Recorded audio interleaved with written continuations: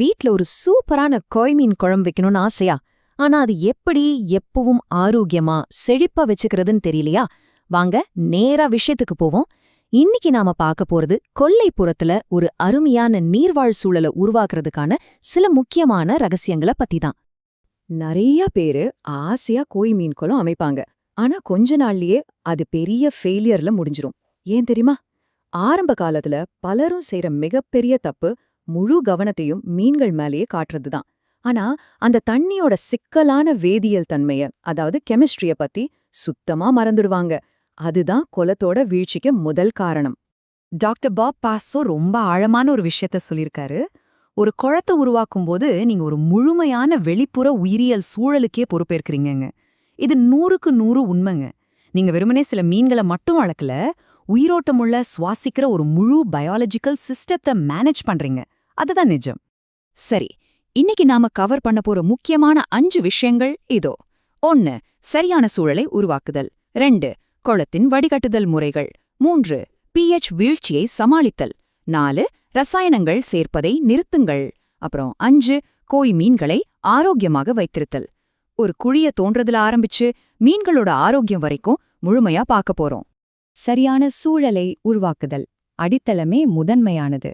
மீன்களை வாங்குறத பத்தி யோசிக்கிறதே அப்புறம்தான். முதல்ல அத பாதுகாப்பா வச்சுக்கிற ஒரு கட்டமைப்பு உருவாக்கணும். சேரும் சகதியுமா இருக்கிற பண்ணை குளங்கள்ல விலை மதிப்பட்ட கோய் மீன்களை வளர்க்கலான்னு நினைக்கிறதே பெரிய தப்புங்க. ஏன்னா கோய் மீன்கள் ரொம்பவே சென்சிட்டிவ். தேங்கி நிக்கிற தண்ணியும் சரி, பறவைகள், ரக்கூன்ஸ் மாதிரியான வேட்டையாடுற விலங்குகளும் சரி, இந்த மீன்களுக்கு ரொம்பவே ஆபத்து. அதனாலதான் சரியான கட்டமைப்பு ரொம்ப முக்கியம். குளம் அமைக்கும் போது நாம கட்டாயம் ஃபாலோ பண்ண வேண்டிய சில தங்க விதிகள் இருக்கு. குளத்தோட விளிம்புகளை தரைமட்டத்திலிருந்து குறைஞ்சது 18 அங்குலம் உயரமா கட்டுங்க. அப்போதான் புல்வெளியில இருக்கிற நச்சு தண்ணி உள்ள வராது. முக்கியமா குளத்தோட அடியில கற்களை போடவே கூடாது. போட்டிங்கன்னா அதுல சேரும் ஆபத்தான கெட்ட பாக்டீரியாவும் தங்கிரும். அப்புறம் கொன்றுண்ணிகளை தடுக்க குளத்தோட ஆழம் குறைஞ்சது 4 அடியாவது இருக்கணும். உறைபனி காலத்துல குளத்தை பாதுகாக்கிறது ஒரு தனி கலை. முக்கியமா அந்த குளிர்ந்த காத்து தண்ணில படாம பாத்துக்கணும். அதை விட ரொம்ப ரொம்ப முக்கியமான விஷயம், எந்த காரணத்தை கொண்டும் வெளியில இருக்கிற பம்புகளை ஆஃப் பண்ணிடாதீங்க. தண்ணியோட சுழற்சி நின்னுருச்சுன்னா உங்க குளத்துல இருக்கிற பயோஃபில்டர், அதாவது நன்மை செய்யும் பாக்டீரியாக்கள் செத்துரும். 2. குளத்தின் வடிகட்டுதல் முறைகள் உயிரியல் சூழலின் இதயம். இப்போ நாம மெக்கானிக்கல் விஷயங்களுக்கு வருவோம். தண்ணிக்குள்ளேயே மூழ்கியிருக்கிற பம்புகளையும் அதோட ஸ்பாஞ்ச் ஃபில்டர்களையும் யூஸ் பண்றது உண்மையிலே ஒரு பெரிய தலைவலிங்க. அதை அடிக்கடி சுத்தம் பண்ணிட்டே இருக்கணும், ஈலியா அடைச்சுக்கும். அதனாலதான் எக்ஸ்பர்ட்ஸ் எப்பவுமே வெளியே வைக்கிற பம்புகளையும் குளத்தோட அடிப்பகுதியில இருக்கிற வடிகால்களையும் யூஸ் பண்ண சொல்றாங்க.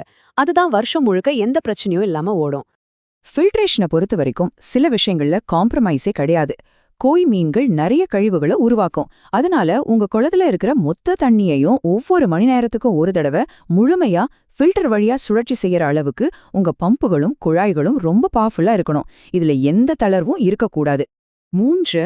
pH வீழ்ச்சியை சமாளித்தல் கண்ணுக்கு தெரியாத கொலையாளி. அமைதியா இருக்கிற தண்ணி கடியில கண்ணுக்கு தெரியாத ஒரு பெரிய கெமிக்கல் யுத்தமே நடந்துட்டு இருக்குன்னு சொன்னா நம்புவீங்களா? ஆமாங்க, அல்கலனிட்டி, அதாவது தண்ணியோட காரத்தன்மைய. உங்க குளத்தோட ஷாக் அப்சார்பர்னு வச்சுக்கோங்களேன். இது மட்டும் சரியா இல்லைன்னா இயற்கையான அமிலங்கள் ரொம்ப வேகமா பெருகி ஒட்டுமொத்த சிஸ்டத்தையே காலி பண்ணிடும். இத 80லிருந்து 150 ppm வரைக்கும் மெயின்டைன் பண்றது ரொம்ப ரொம்ப அவசியம். இந்த pH கிராஷ் எப்படி நடக்குதுன்னு பாத்தீங்கன்னா நிஜமாவே பயமா இருக்கும். உங்க குளத்துல இருக்கிற நன்மை செய்யும் பாக்டீரியாக்கள் தங்களுக்கு தேவையான கார்பனேட்டுகளை முழுசா சாப்பிட்டு தீர்க்கும்போது இது நடக்கும். தண்ணி திடீர்னு ஆசிடா மாறி ஃபில்டர்ல இருக்கிற பாக்டீரியாக்கள்லாம் ஒரேடியா செத்து போயிடும். இது ரொம்ப ரொம்ப வேகமா நடக்கும் ஒரு விபத்து. அப்போ இதுக்கு என்னதான் தீர்வு? இதோ ஒரு சூப்பரான செலவே இல்லாத ப்ரோ டிப். உங்க தண்ணியோட காரத்தன்மைய வருஷம் முழுக்க சீரா வச்சுக்க பிளாஸ்டர் ஆஃப் பாரிஸ சின்ன சின்ன கட்டிகளாக்கி உங்க நீர்வீழ்ச்சி பகுதியில மறைச்சு வச்சிடுங்க. அது மெதுமெதுவா கால்சியத்தை வெளியிட்டு தண்ணியோட தரத்தை எந்த குறையும் இல்லாம பாதுகாத்துக்கோ. Simple and effective. 4. ரசாயனங்கள் சேர்ப்பதை நிறுத்துங்கள். நோய்க்கான காரணத்திற்கு சிகிச்சை அளியுங்கள், அறிகுறி கல்ல. நாம எல்லாருமே செய்ற ஒரு பெரிய தப்பு என்னன்னா, குளத்துல பாசி பிடிச்ச உடனே பதட்டத்துல ஏதோ ஒரு கெமிக்கலையோ இல்ல ஆல்கிசைடையோ தண்ணியில கொட்டிடுவோம். ப்ளீஸ் அதை உடனே நிறுத்துங்க. அந்த கெமிக்கல்ஸ் தண்ணியிலே தங்கி முழு சூழலையும் விஷமாக்கிடும். ப்ரொஃபஷனல்ஸ் என்ன பண்ணுவாங்க தெரியுமா? பாசிகளுக்கு உணவா இருக்கிற அமோனியாவை ஃபில்டர்கள் மூலமா அகற்றிடுவாங்க. காரணத்தை சரி பண்ணுனா பிரச்சனை தானா சரியாயிடும். ஒவ்வொரு சின்ன பிரச்சனைக்கும் கெமிக்கல்ஸை கூட்டி சரி பண்ணிடலான்னு மட்டும் நினைக்காதீங்க. ஒரு தடவை உள்ள போனா அது எப்பவுமே அங்கதான் இருக்கும்.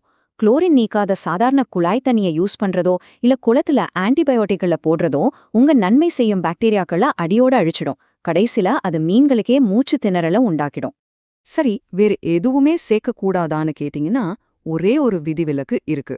வசந்த காலத்துல நைட்ரேட் அளவு அதிகமாகும்போது பிரவுன் பிளட் டிசீஸ்ங்கிற நோய் வராம தடுக்க 100 கேலன் தண்ணிக்கு சரியா 1.5 பவுண்டு சோலார் உப்பை மட்டும் சேர்க்கலாம். அதை தவிர வேற எதுவும் வேண்டாம். 5. கோய் மீன்களை ஆரோக்கியமாக வைத்திருத்தல் இறுதியான காட்டி. சரியான கட்டமைப்பு, பக்காவான கெமிஸ்ட்ரி, இதையெல்லாம் நீங்க சரியா செஞ்சிட்டீங்கன்னா உங்களோட கோய் மீன்கள் ரொம்ப சந்தோஷமா நீந்தி விளையாடும். ஆனா மீன்கள் திடீர்னு பயந்து ஓடுது, எங்கேயாவது ஒளிஞ்சுக்குது, இல்ல சுறுசுறுப்பு இல்லாம குளத்தோட அடியிலே தங்கிடுதுன்னா அது உங்களோட துரதிர்ஷ்டம் கிடையாது. தண்ணியோட தரம் ரொம்ப மோசமாயிடுச்சுன்னு உங்க மீன்களை கொடுக்கற அபாய சங்கது. அதை உடனே கவனிக்கணும். இன்னொரு முக்கியமான விஷயம், மீன்களை வாங்கி குவிக்கிற ஆசைய கொஞ்சம் கண்ட்ரோல் பண்ணுங்க. கோய் மீன்களை அம்மோனியா ஃபேக்டரினே சொல்லலாம். விண்வெளி தொழில்நுட்பம் ரேஞ்சுக்கு உங்ககிட்ட ஃபில்டர் இருந்தா ஒழிய 100 கேலன் தண்ணிக்கு 1 அங்குலம் கோய் மீன் அப்படிங்கிற கணக்கை தாண்டவே கூடாது. நிறைய மீன்களை ஒரு சின்ன குளத்துல அடைக்கிறது மொத்த குளத்துக்கும் நீங்களே வைக்கிற வெடிகுண்டு மாதிரி. சோ இப்ப சொல்லுங்க, நீங்க உங்க மீன்களுக்கு சிகிச்சை அளிக்கிறீங்களா இல்ல உங்க தண்ணி இருக்கா? உங்க முழு கவனமும் தண்ணியோட தன்மைய பெர்ஃபெக்ட்டா மெயின்டைன் பண்றதுல இருந்தா மீன்கள் தானாகவே செழிப்பா வளரும். நீங்க அமைதியா உட்கார்ந்து உங்க வீட்ல இருக்கிற அந்த அழகான இயற்கையை ரசிக்கலாம். என்ன, ரெடியா?